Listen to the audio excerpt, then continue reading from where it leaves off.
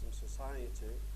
Seems like Nursi's view is extremely relevant, and in this regard, my presentation, the way that I try to understand and present Nursi's idea, I see Nursi local spiritual or scholar. He is actually, he has a universal mission and message from Quran. Basically, my understanding is that Nursi try to come up with an idea that on which we can establish a new Quranic civilization. So therefore, I think it is very much relevant when we are dealing with challenges of modern times.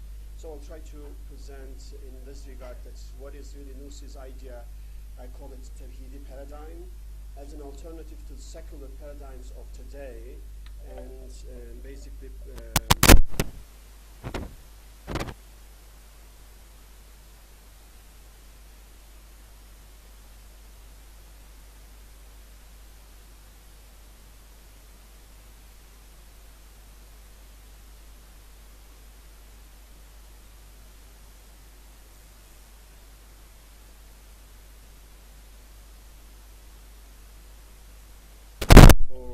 brain exercise. What would you like to be? Now, of course, you can say many things, but I give you only two options. Imagine that you are given only two options. First is you will be human, but unhappy. All trouble, all hardship, all difficulty you will experience in life, but you'll be human. Second, you will be animal, or whatever animal you choose, bird or tiger or whatever you want to choose, but very happy. Whatever you want, you will have it in your life. Which one would you prefer to be? Human but miserable life from the first day to the last day, or animal but very happy life? I will, by the way, ask this question in many places in US and other parts of the world when I gave speeches. And also last year in the fall, we did conduct a survey in Istanbul, a scientific survey.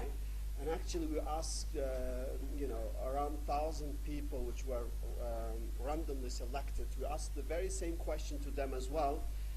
But our question to them was like, would you like to be a bird and happy, but human unhappy? So I will share with you what is the response we get, but first I want to hear your response. Please raise your hand if you choose A. Who would like to be human but have miserable life? Nobody? 1, 2, 3, 4, so increasing, 5, 6. From female side, sisters? No one?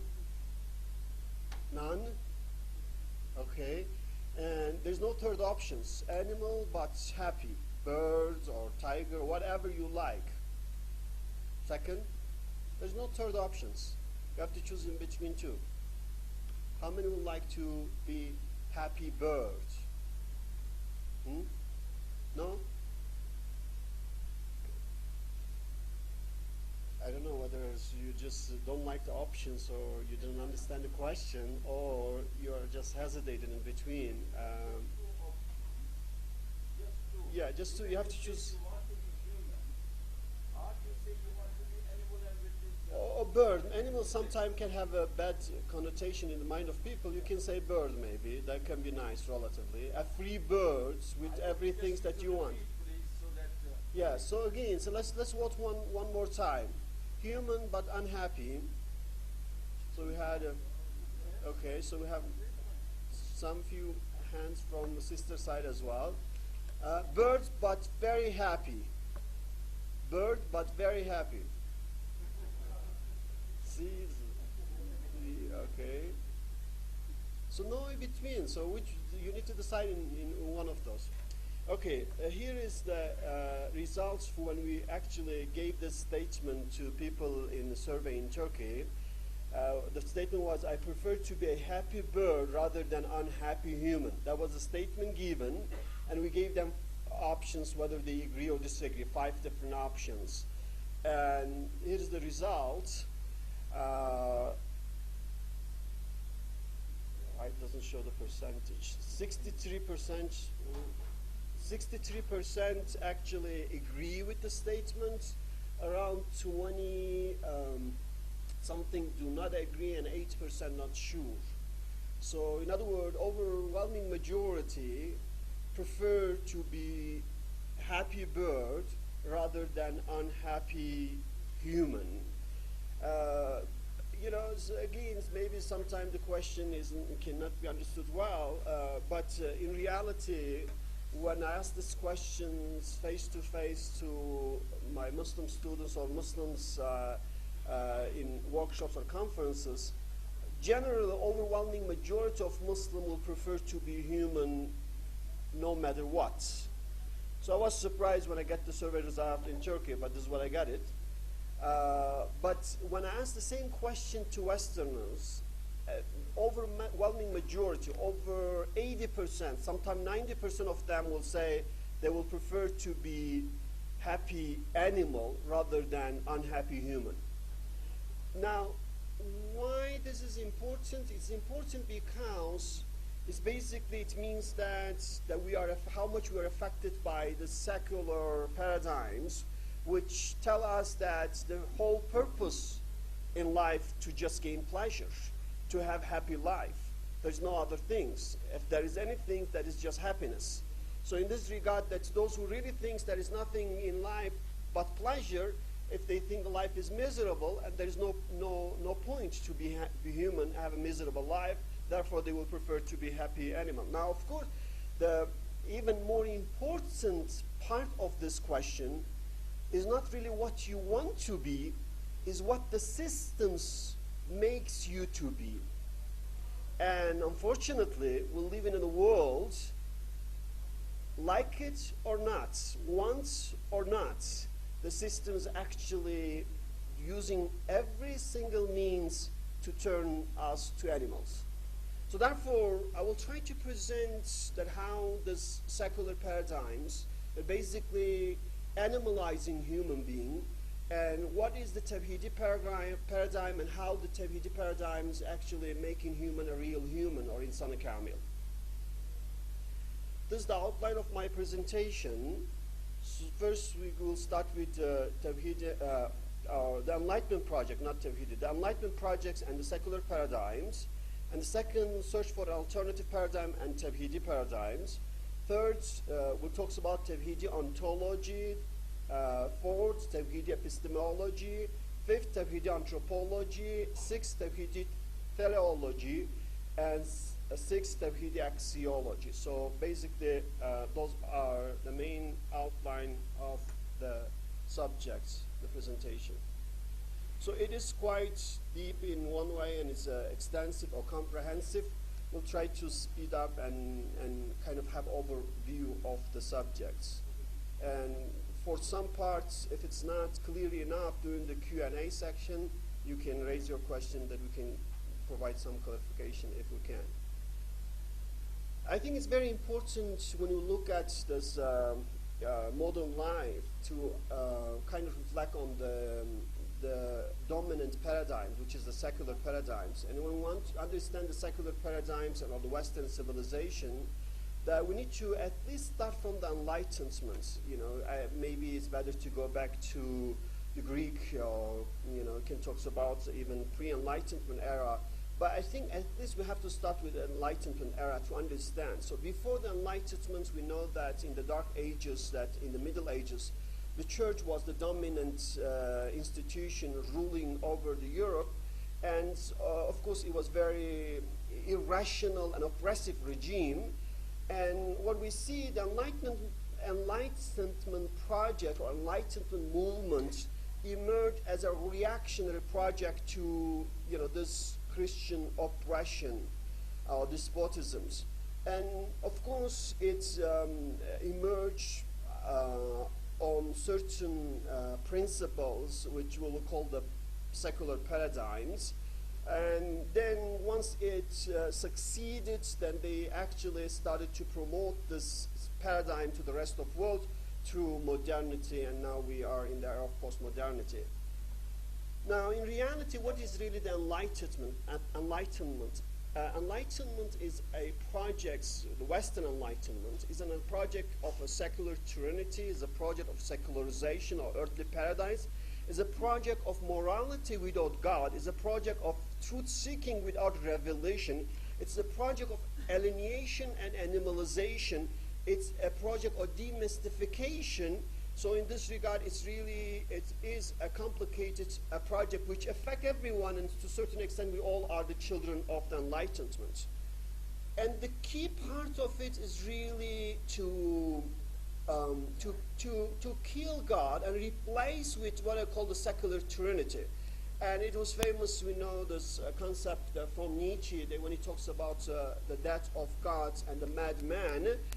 But the Time magazine in 1964, this issue is very famous, had this cover and says God is dead, or raised the question but made the argument that God is dead in the sense that there's no relevance of God in the modern time anymore.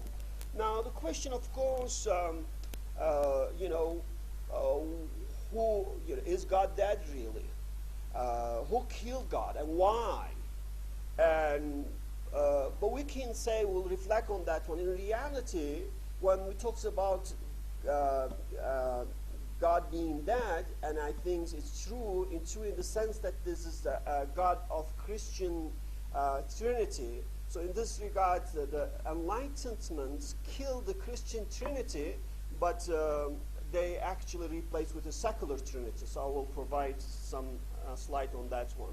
So in pre-modern era, we had this Christian Trinity that we know that Father, Son, and the Holy Ghost was like the three of one. But the Enlightenment thinkers found this to be irrational, and they killed this God, but they replaced with these other three gods. And we can say the secular Trinity is nature.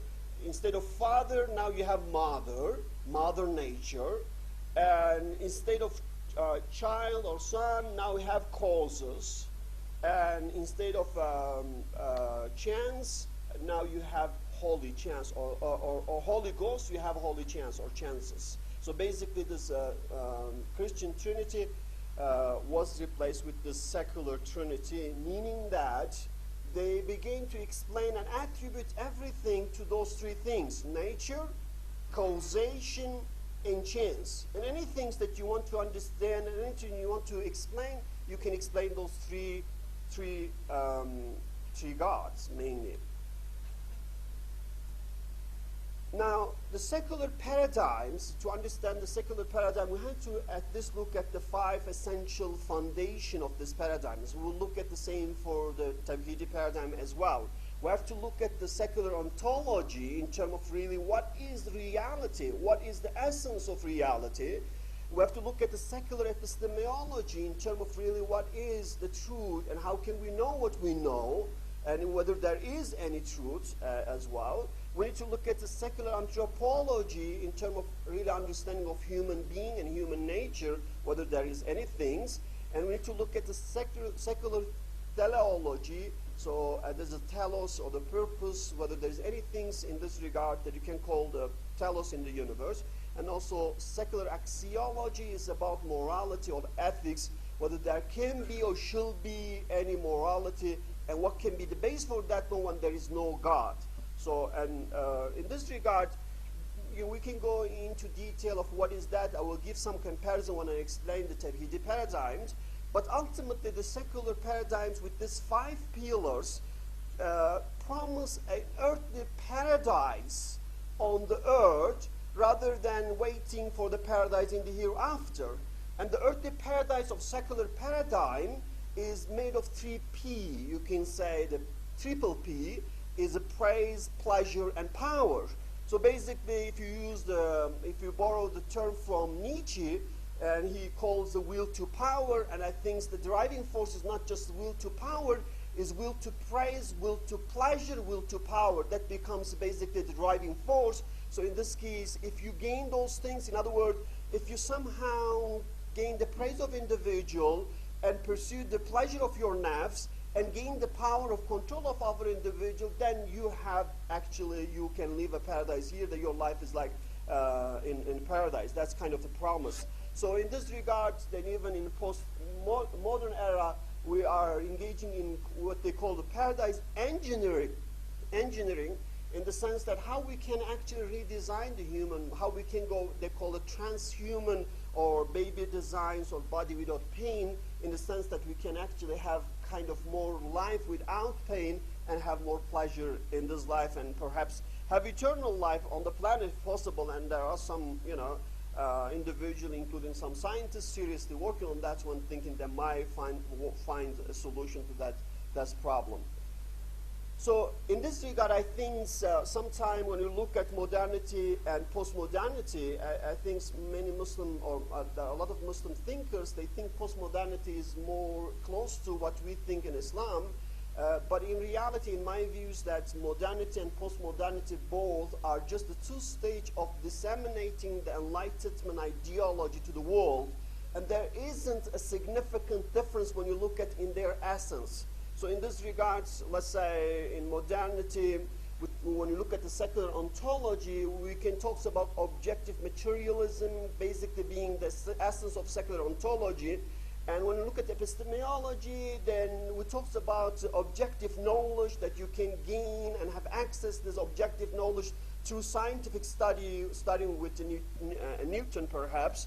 And secular anthropology, the idea when you read Freud and others, their argument was there is some element of human nature we can actually discover and in this case deliver a path to happiness to human beings once we have discovered these laws of human nature. And in terms of human goal for secular teleology is basically the idea is that you can just pursue the pleasure, you are pleasure-seeking machine, so therefore you can maximize your pleasure. And secular axiology was that you can still have a moral principle when you read Immanuel Kant, then, but he will say that we don't need a God to come up with those moral principles. We can use our mind and pure reason and come up with basically universal ethics. So, and he tried to prescribe for that one.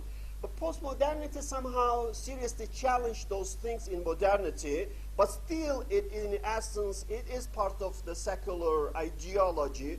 So now, instead of objective materialism, we have subjective materialism, because with quantum physics particularly, there is a serious challenge to the objectivity of the real universe. When you look at epistemology, so we do not trust on objective knowledge anymore. We're talking about subjectivity being, or relativism being more relevant than objective knowledge. And when you look at anthropology, so we're not talking about human nature anymore. We're talking about nature shaped by or humans shaped by the nature or shaped by the society. And then when you talk about human goal, when you read Nietzsche, Nietzsche says that actually the ultimate goal is infinite nothing. So that's called nihilism. So there is really no, and you cannot even say the pleasure is a goal anymore. And talk about axiology, there is really, still is ration is the guide, but everything is relative. There is no universal morality that you can prescribe to everyone. Anyone can actually come up with their own moral principle. But in reality, the essence of both modernity and postmodernity is still a secular paradigm and secular ideology, which is an ideology without, in this case, God. So that we have seen the globalization of secular paradigm, and in old time we had this old colonization. They went and invaded the places, tried to promote their idea, and in new colonization they realized that it's not necessary anymore. They can use the media and actually conquer the mind rather than the mineral and the land. And in this case, the new colonization is more cultural, that we can talk about the cultural colonization, and there is more control of the mind rather than control of the mineral and in this case, the land. So in old times, of course, even in Ottoman time, we talked about babysitter imported dadı from the ithal dadı. They call imported dadı is a babysitter from the Europes to basically modernize or raise the children based on the Western values. But now we don't need to have them because we are importing their knowledge in every way, and including science as well. But in reality, when you look at the Quranic civilization, if you want to define, is a more centered civilization, and the Western secular civilization is a more centered civilization, ultimately, you know, aiming for consumption and pleasure.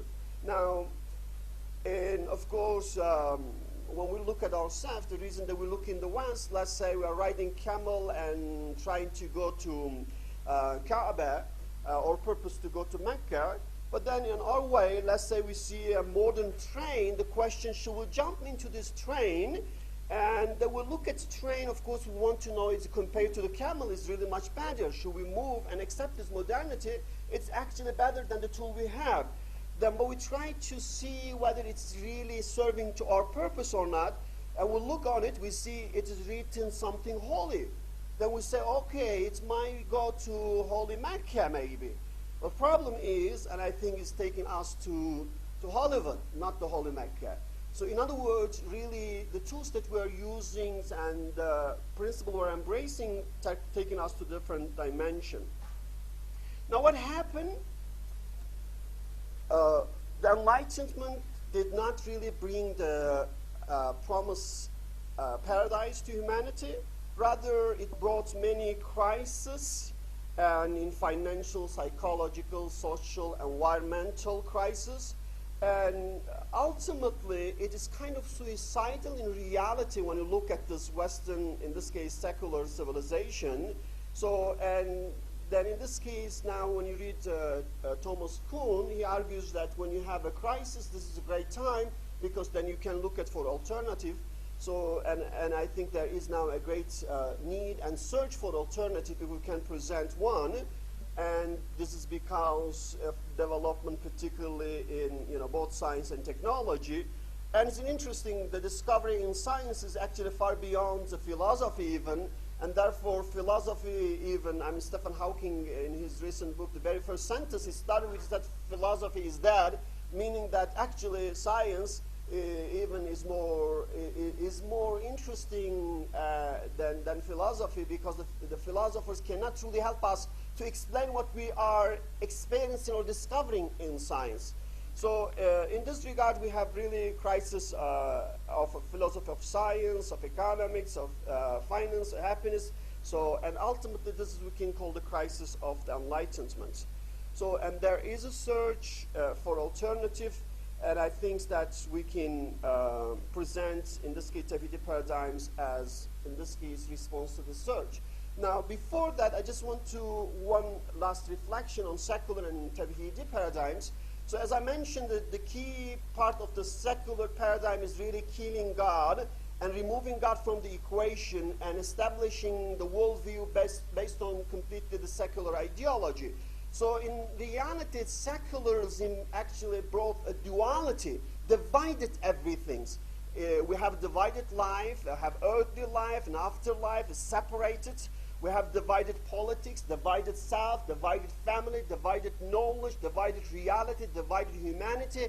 So, but when you look at the Tawhidi paradigms, it's actually unite everything. In reality, there is no earthly and hereafter. Your life is not, it's not like I work for this life and I work for the hereafter.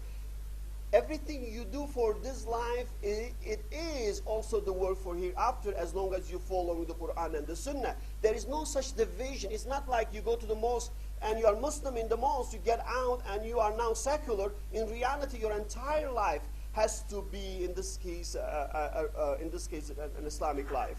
So in this regard, I think that when you look at it, the key part in Tawhid as a concept in Arabic is uniting. In reality, Tawhidi paradigms is uniting the life, goal, family, knowledge, reality, and humanity. So I will mention what when we explain the paradigm. So Tawhidi paradigms, the essential part, the core, the center, is the existence, the oneness and existence of God with certain attributes, sifa, and names and asma.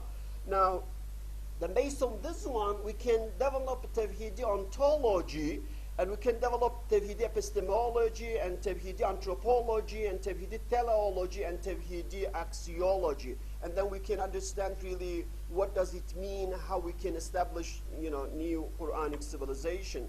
So you can see here's basically the essential parts that you have. God is at the center with a certain attribute, is like is almighty, all-knowing, all-wise, all-present, and all most holy, most merciful, etc. And in this case, and everything else is basically the rest. God is the essence, is the core. The rest is just a manifestation of God in a different way. So one is, God is manifesting himself through his words and his works. So his words is a revelation, his works is the action in the universe. And in this case that we as a believer, or as a human, we are in this case receiving the same message in a two different way. And in this case, read means that we read both ways and try to really understand, and then understand and then live accordingly. Submission, or Islam means submission, so we bear witness and submit to God once we understand the reality and ourselves. I will explain in detail what does it mean. So in this regard, secular paradigms, the secular theology, and this is very important from Nursi's point, so I will, I will say most of the things on the Tawhidi paradigms, almost all of them is based on Nursi's idea. Sometimes I will have a clear reference, but sometimes it's not clearly mentioned. Like this nazar, niyya, mana, harfi, mana, ismi are four important concepts in Nursi's writing. In reality, they can be essence for those, let's explain the paradigm itself. In secular theology, the niyya is to gain power and wealth to satisfy ego and nafs. The secular ontology, when you look at the nazar to the reality, you look in the name of the secular Trinity, mean causes, nature, and chance. And the secular epistemology, you use the language of ma'na ismi, and everything become meaningless knowledge. In reality, there is no meaning in the universe. In the secular anthropology, you read yourself and you find that you are made of, let's say, a few things like mind, nafs, and ego.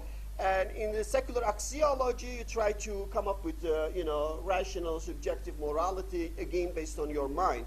But in Tawhidi paradigms, the Tawhidi teleology is a niya part. Your ultimate telos or purpose is to gain truth, to reach marifah, hikmah, and fadila in life. So that is your purpose. And in this case, Tawhidi ontology, the nazar that you look at the reality is in the name of God. So when you look at everything, you look in the name of God. Tawhidi epistemology, you use the language of ma'na harfi. I will explain what does it mean. And then you try to read and find the truth and wisdom in the books, in the three books I will mention. Tawhidi anthropology give you more comprehensive understanding of human nature, tell you there are some, in this case, negative and positive side of human nature. And Tawhidi axiology prescribe a divine morality through taqwa, amali salih, and help you to actually be a perfected human or insan kamil. So we can explain each one of those perhaps in each seminar, but I will briefly explain what does it mean in each.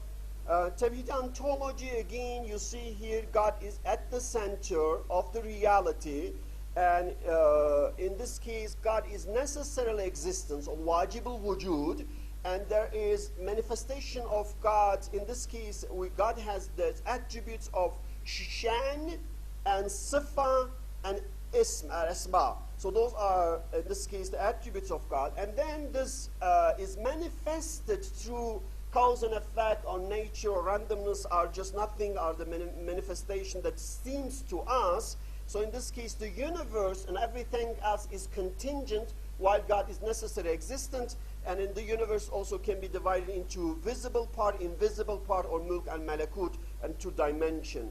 So in this case, the Tawhidi ontology basically says that God exists and God is necessary existence.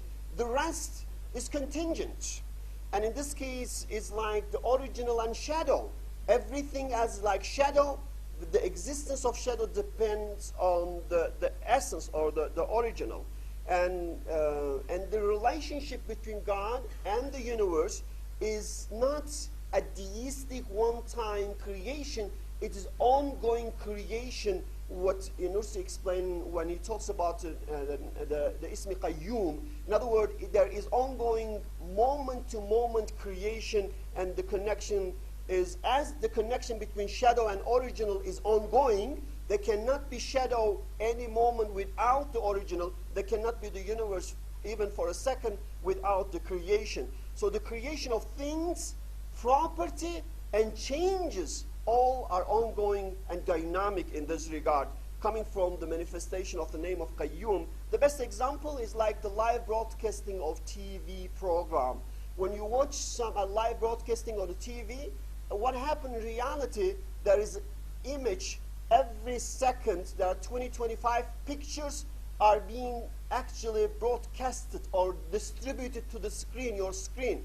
Any moment when there is a cut off, then you cannot see. If the signal is cut off, you cannot see anything on the screen. So likewise, the whole universe, the entire creation is a kind of a live broadcasting. Then everything, every moment, directly is created and recreated, and a dynamic. It's not static. It is not created once and given certain property. The properties themselves are being created from moment to moment. So, okay.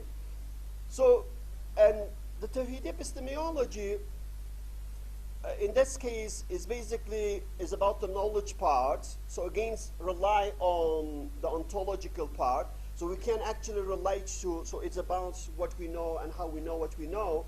And we can relate to Iqra actually, and the 3 times Iqra in this case, one is Iqra, how to read in the name of God. Bismillah ar-Rahman ar-Rahim. Iqra bismi rabbika alladhi khalaq. So bismi rabbika alladhi, so bismi rabbik means read in the name. Rabbik, your name. So that's itself actually has a very deep meaning. So means you need to read with the language in the name of God. In Nursi's term, this is ma'nai harfi. And what to read? Read yourself. Iqra bismi rabbika alladhi khalaq. خَلَقَ الْإِنسَانَ مِنْ عَلَقٍ. So it talks about the creation of human beings. So you say what to read, and it says basically read yourself first, because it talks about your creation. And in this case, it gives the example of how to read as well. When it says اقرأ باسم ربك الذي خلق خلق الإنسان من علق اقرأ وربك الأكرم. Now, in that case, when we say وَرَبُّكَ الْأَكْرَمْ means that read everything else in connection to yourself, means understand how they become ikram to you, blessing for you. So in that case, the learn lesson is when you do such reading, first starting from yourself, that everything become blessings. So, and this 3 Iqra, in my views, is referred to 3 different books. One is the read of the book of self, the book of the universe, and the book of Quran. So therefore, it was repeated. When you read that one, Jibreel repeated 3 times, Iqra, Iqra, Iqra. Then after that, started to reveal the message. So, and Nursi went into the detail. When we really look at it, then there is type of knowledge. You can say ilm, haqiqa, ma'rifa, hikmah is knowledge, is not knowledge from Islamic perspective. And you can use those knowledge to be a good abd, ubudiyya, and gain the fadila, rather than have ana and fulfill your desires. And there is also a degree of knowledge in Nursi that talks about the knowledge, imaginary knowledge, a rational knowledge, and knowledge of heart. In Nursi's views, the actual knowledge, that knowledge actually reach to the heart rather than stay in the mind alone, while the Western civilization accepts the highest knowledge as a rational knowledge. In reality, when you read Quran, you'll see it talks a lot about, in this case, the knowledge of heart, and even the iman is very much defined as this one. Also, Nursi talks about ilm al-yaqeen, ayn al-yaqeen, and haqq al-yaqeen as the level of knowledge. And so good. That's I think. Okay, we can just briefly sum up and finish it. That so. If we have a brief summary, we can say this again. The Tawhidi paradigms is based on these 5 things: Tawhidi ontology, epistemology, anthropology, teleology, and axiology. And in reality, we need to understand the secular paradigms and their comparative, in this case, in the Tawhidi paradigms. And Nursi, actually, in Risale-i Nur, provide a very deep and rich knowledge to establish such a paradigm based on those 5 pillars, 5 essence. And each one of those, I made a recent presentation on Tawhidi epistemology alone. Each one of those can be actually a subject for a workshops.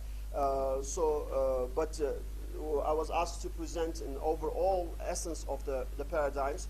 So I think in this regard, that when we look at Nursi, we're not supposed to just look at Nursi as ordinary scholars who just repeat what has been said. And I think that he understood the modern time in very well, and he provides a very deep knowledge to help us to come up with a Quranic civilization in modern time with those 5 pillars. And those who wonder about the detail, so we can share some paper and of course share the full presentation as well. Thank you very much. Thank you very much.